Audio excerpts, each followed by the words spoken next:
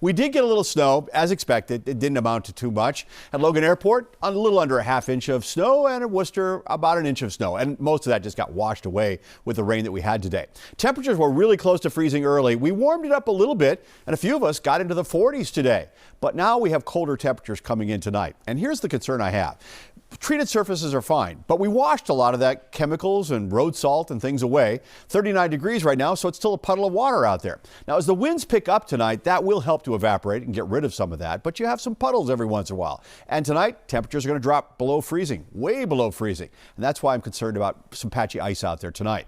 All right, rainfall in Boston amounted to just under a half inch. And over Worcester right now, a lot of gray skies still hanging in there, 37 degrees, well above the freezing mark, picking up almost a half inch of rain out of the whole thing. And you can see most of the snow just got washed away. So tonight, skies will be clearing away, but it will become windy. 18 to 26 for the overnight low. That's why things will freeze up.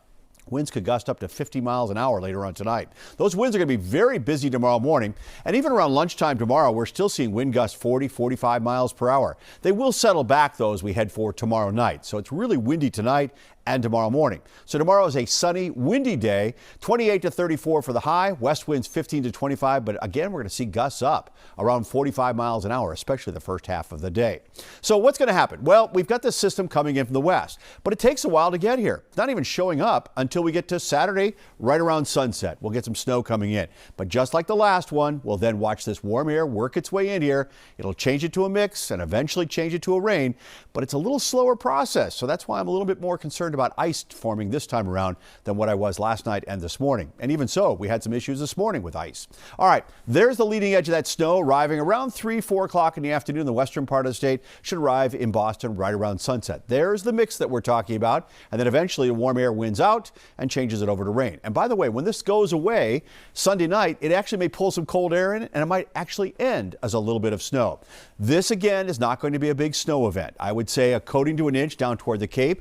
More as you head off the northwest, where temperatures will stay cooler a little bit longer. And I would say around the central part of the state, a good 2 to 4 inches of snow seems likely. But it has a lot of rain with it. I mean, we're talking another inch to an inch and a half of liquid content. Colder temperatures would mean over a foot of snow. But in this case, it means snow, then some ice, and then eventually to some rain. And that's why Sunday is going to be kind of a rainy, cold day.